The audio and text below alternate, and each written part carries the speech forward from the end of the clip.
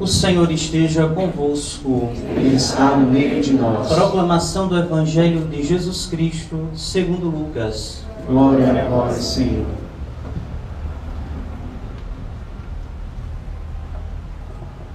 Aconteceu que, caminhando para Jerusalém, Jesus estava entre a Samaria e a Galileia.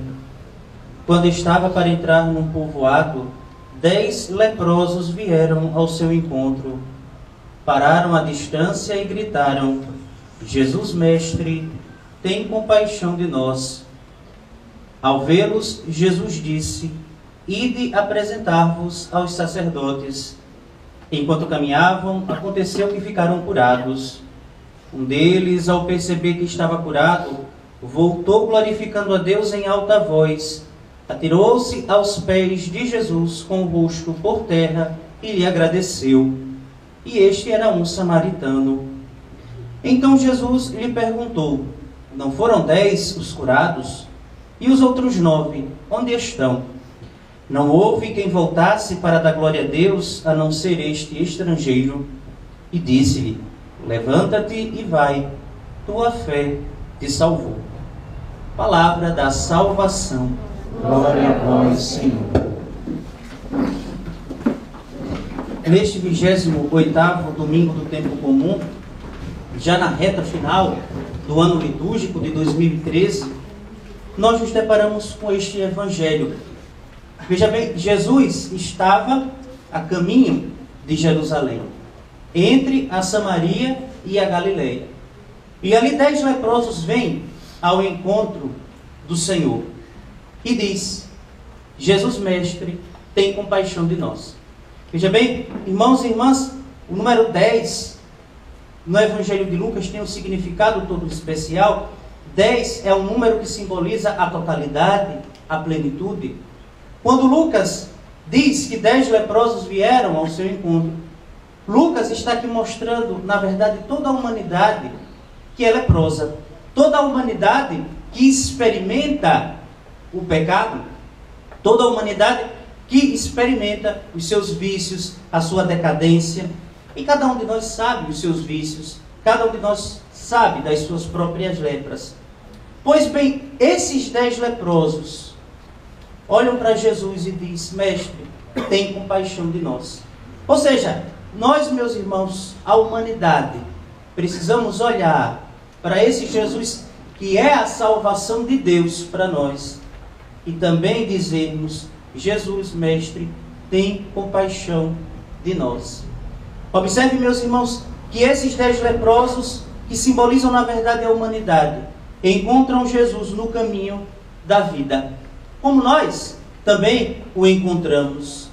E encontrando, nós vamos experimentar a cura que Ele nos traz.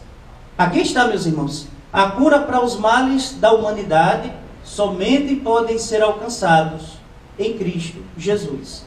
Somente podem ser alcançados quando nós, com toda a confiança, olhamos para Jesus e dizemos: tem compaixão de nós, porque Tu és, Jesus, a cura para os nossos males.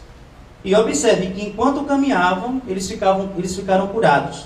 Jesus olha para esses leprosos e diz: Ide apresentar-vos aos sacerdotes. Porque, segundo a lei mosaica, os leprosos deveriam se apresentar aos sacerdotes para que o sacerdote declarasse curado. Jesus sabia que eles iriam ficar curados no caminho. Por isso, manda eles se apresentarem aos sacerdotes. E ao descobrirem que estão curados, somente um deles volta para agradecer. E é exatamente um samaritano, um daqueles que não fazia parte do povo de Deus. Ele volta para glorificando a Deus e para agradecer o Senhor. E Jesus pergunta: não foram 10? Somente um, e os outros 9? E observe que Jesus diz: levanta-te, a tua fé te salvou. Meus irmãos, vejam bem, se nós experimentamos o perdão, a misericórdia de Deus, a chance sempre de recomeçar em Jesus, é preciso a gente corresponder ao amor de Deus que se manifesta em Jesus com um coração grato. O que significa isso, meus irmãos? acolher a salvação que vem de Deus com um coração generoso. Reconhecer, meus irmãos e irmãs, que sem esse Deus que se mostra tão grande em Jesus, nós só podemos corresponder com muito amor. Observe que somente quando a gente age assim é que a gente experimenta a salvação. Observe que Jesus diz: levanta e vai, a tua fé te salvou. A tua fé que se baseou na tua gratidão. A tua fé, melhor dizendo, que se manifestou na tua atitude grata em relação a Deus. Meus irmãos, e um exemplo claro de uma atitude diante da gratuidade de Deus que começou errada, mas se consertou, está na primeira leitura de hoje, tirada do segundo livro dos Reis. Veja bem, Naamã, o sírio, ele sofria também de lepra. E Naamã, que não fazia parte do povo de Deus, por isso a palavra de Deus diz o sírio, para mostrar que ele não pertencia ao povo de Deus. Esse homem escuta falar do profeta Eliseu e vai atrás do profeta Eliseu na chance de ter a cura. Mas Naamã chega lá, encontra Eliseu meio abusado, enjoado, diz: homem, vai tomar banho 7 vezes no Rio Jordão.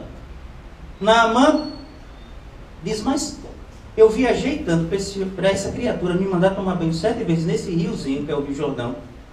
Se era para tomar banho de rio, eu tomava lá na Síria, que ainda tem rios maiores e mais limpos. Mas aí um da comitiva de Naamã diz: não custa nada, você já está aqui, se banha 7 vezes no Rio Jordão. E ele faz isso. E a pele dele fica limpa, igual a de uma criancinha, como diz a leitura de hoje. E Naamã volta para falar com o profeta Eliseu. E a leitura de hoje, ele diz: agora estou convencido de que não há um outro Deus em toda a terra, senão o que existe em Israel. Mas Naamã pensa que o amor de Deus pode ser comprado. Que com a gratidão de Deus, com a liberalidade de Deus, se pode negociar. E diz: ora, Eliseu, eu posso te dar o que tu quiseres. Aceita um presente de mim, teu servo. Mas Eliseu diz: pela vida do Senhor Deus a quem sirvo, nada aceitarei. E por mais que Naamã insistisse, Eliseu não aceitou. Ou seja, Naamã, e prestem bem atenção nisso, meus irmãos, tinha a mentalidade de pagão. Não era membro do povo de Deus. Por isso que ele pensava que a um Deus tão generoso, ele poderia corresponder comprando. A gratidão de Deus se compra. A misericórdia de Deus se compra. Cuidado, que também essa é muitas vezes a mentalidade de muitos cristãos. Negociar com Deus. A gente achar que a gente tem algum mérito diante de Deus. Nós não temos méritos nenhum diante de Deus. Nós não somos salvos por Deus porque compramos, porque temos mérito, não. Nós somos salvos por livre gratuidade de Deus. E devemos corresponder à sua gratuidade, simplesmente seguindo e o amando, com um coração grato. É isso que Naamã não entende. Naamã não entende porque é pagão. Mas essa mentalidade pagã, muitas vezes, pode também ser a nossa. Achar que com Deus a gente faz cambalacho. Achar que com Deus a gente pode negociar. Mas observe que Naamã no final diz: bom, pelo menos permite que eu leve um pouco dessa terra para lá, para a Síria. Veja bem, Naamã compreende que o Deus de Israel é diferente no agir. O Deus de Israel é diferente daquilo que espera de nós. Meus irmãos, a palavra de Deus de hoje nos insiste nisso. Corresponder a Deus, com atitudes concretas, com atitudes generosas, mas uma atitude generosa que abre o coração para um Deus que até os confins da terra manifesta, como a gente cantava no Salmo, a sua salvação. E meus irmãos, na segunda leitura de hoje, tirada da segunda carta de São Paulo a Timóteo, Paulo nos mostra um caminho para a gente manter vivo na mente e no coração essa gratidão a Deus. Paulo diz assim a Timóteo: lembra-te de Jesus Cristo, da descendência de Davi, ressuscitado dentre os mortos, segundo o meu Evangelho. Meus irmãos, manter viva na lembrança Jesus Cristo. Manter viva no coração Jesus. Esse que ressuscitou, mas que, para ressuscitar, sofreu a paixão. Meus irmãos, lembra-te de Cristo crucificado, ressuscitado. Olhemos para a cruz. Quando a gente olha a cruz, quando nós olhamos a cruz, nós olhamos que o amor de Deus não é um amor de palavras bonitas. De palavras bonitas o inferno está cheio. De palavras bonitas Brasília está cheio. Né?